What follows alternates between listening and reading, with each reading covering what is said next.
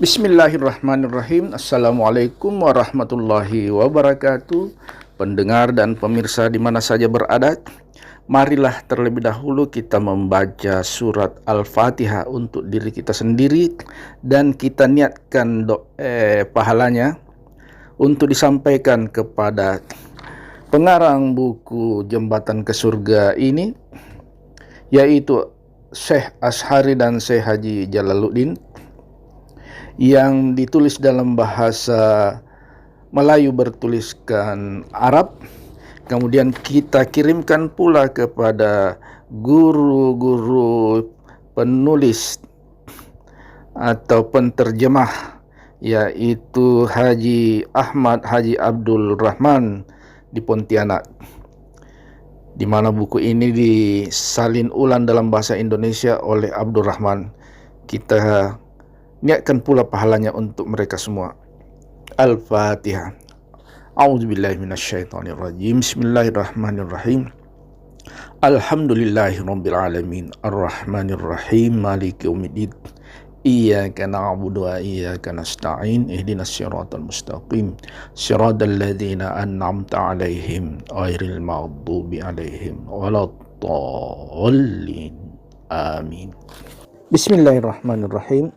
Assalamualaikum warahmatullahi wabarakatuh. Kembali kita melanjutkan bab 5 di dalam buku Jembatan ke Surga, hasil karya Syekh Ashari dan Syekh Jalaluddin.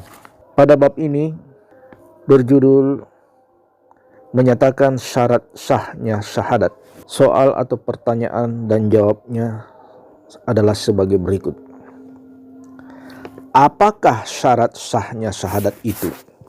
Maksudnya syarat sah itu ialah mencari jalan supaya menambah kepada kebaikan syahadatnya dan menjadi alat atau syarat untuk mensahkan syahadatnya. Apakah yang menjadikan syarat bagi sahnya syahadat? Bermula yang menjadi syarat bagi sahnya syahadat itu banyak, seperti iman, Islam, tauhid dan makrifat. Berapakah perkara syarat sahnya syahadat itu? Syarat sah syahadat itu 4 perkara. 1. Diketahui. 2. Diikrarkan. 3. Ditasdikkan. Dan 4. Diamalkan. Apakah bermula maksud diketahui di sini? Bermula mafhum diketahui di sini adalah mengetahui segala yang menjadi baik syahadatnya dan mengetahui yang merusakkan dan yang membatalkan syahadatnya. Manakah yang menjadi baik syahadatnya? Bermula yang membaikkan, yang menjadi syarat bagi sahnya syahadat itu ialah mengetahui ilmu tauhid, fikih dan tasawuf. Karena dengan mengetahui ilmu tauhid itu menjadi kuat imannya dan yakin iktikadnya pun dapat menolakkan segala yang membidasakan amal ibadahnya. Dengan ilmu fikih dapat melepaskan segala yang haram, makruh serta mengetahui sunat dan wajib. Dan dengan ilmu tasawuf itu dapat membersihkan batinnya daripada ujub, riya, kibir, hasad, ghadab hingga dapat terlepas daripada penjajahan nafsu dunia, syaitan dan iblis. Manakah lagi syarat bagi sahnya syahadat? Bermula segala yang jadi baik syahadatnya. Syarat bagi sahnya amat banyak. Setengahnya adalah Syibul iman yang tak kurang dari 70 macam, setinggi-tingginya dengan ucapan kalimat asyhadu an la ilaha illallah wa asyhadu anna muhammadar rasulullah, dan yang sekecil-kecilnya menghilangkan duri kayu di jalanan. Bagaimanakah kalau tidak mengetahui yang sebanyak itu? Jikalau tidak mengetahui segala golongan iman itu, nyatalah kurang imannya. tiap-tiap kurang imannya tentu saja sedikit yakinnya. Betapakah jadi syarat sah syahadat? Apakah wajib mengetahui yang merusakkan syahadat itu? Bahkan wajib mengetahui seluk-beluknya antara dua tarafnya, karena tiap-tiap baik ada rusaknya. Dari itu hendaklah orang yang menjadi saksi itu mencukupkan keterangan bukti-bukti agar berdiri dalam kebenaran dan keyakinan yang tebal. Karena itu wajib kita ketahui mana yang jadi rusak dan mana yang jadi syarat sahnya syahadat. Apakah syarat sah syahadat yang kedua?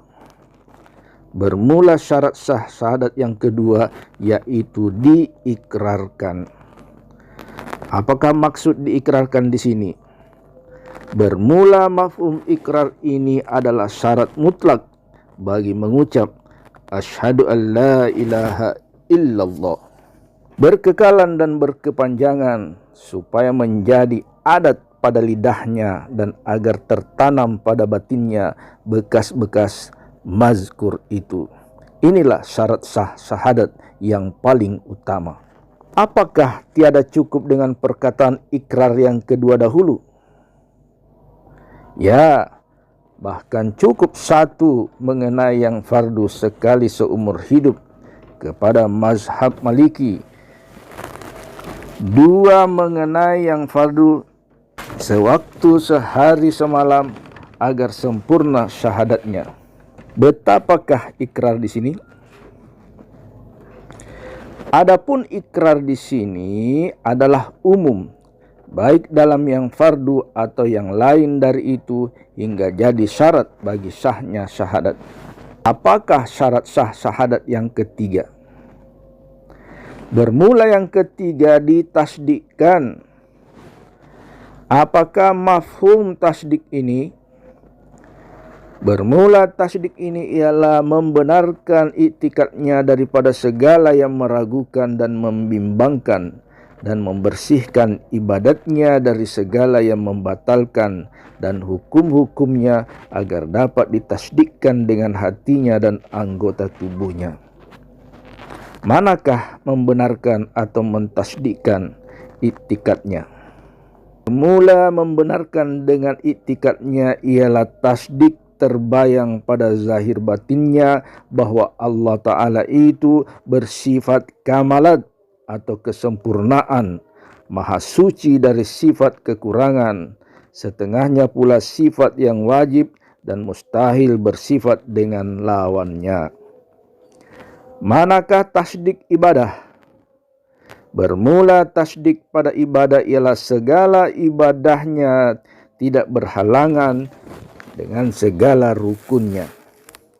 Ibarat mengetahui daripada segala rahasia-rahasianya dan segala yang wajib dan yang haram, sunnah dan makruh yang jadi sah ibadatnya atau batalnya.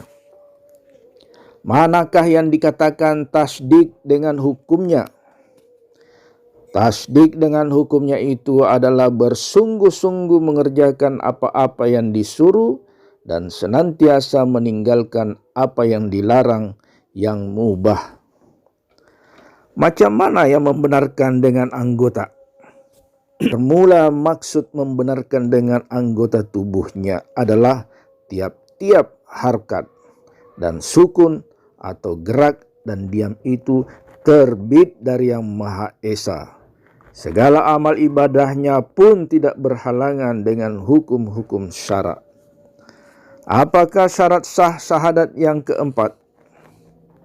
Bermula yang keempat ialah diamalkan. Apakah mafhum diamalkan? Bermula diamalkan itu ialah dikerjakan atau diperbuat mana-mana yang telah kita dapat dalam kesempurnaan dan pada syarat yang pertama dahulu. Manakah yang lebih utama antara diketahui dan diamalkan? Ada yang lebih di antara keduanya, bahkan bersamaan. Apakah sebabnya diketahui lebih dahulu? Karena diketahui lebih dahulu ini adalah syarat mutlak bagi amal. Tidak bisa diamalkan kalau tidak diketahui. Apalagi dalam ibadah, tentu lebih dahulu mengetahui yang disembah kemudian menyembah. Bagaimana kalau beramal dengan tidak berilmu? Bermula beramal dengan tidak ilmu pengetahuan, maka amalnya mardud atau ditolak, tidak diterima. Pekerjaan apapun yang dikerjakan dengan tidak berilmu pengetahuan, maka kerjanya tak sunyi dari salah dan sesat. Bagaimana berilmu dengan tiada diamalkan? Bermula ilmu tiada diamalkan, maka binasalah mereka. Seperti kata syair, fa'alim bi ilmihi lam ya'malan mu'azzabun min qabli ibadil wasan. Artinya, bermula orang yang berilmu pengetahuan tiada mengamalkan dengan ilmunya lebih dahulu disiksa daripada orang yang menyembah berhala. Adakah berlazim-laziman antara keduanya? Ya, keduanya ini tidak boleh tinggal daripada salah satunya. Ilmu dengan tiada diamalkan binasa. Amal tiada ilmu tiada diterima. Saya kira sekian dahulu. Kita lanjut nanti pada pelajaran berikutnya, insyaallah. Assalamualaikum warahmatullahi wabarakatuh.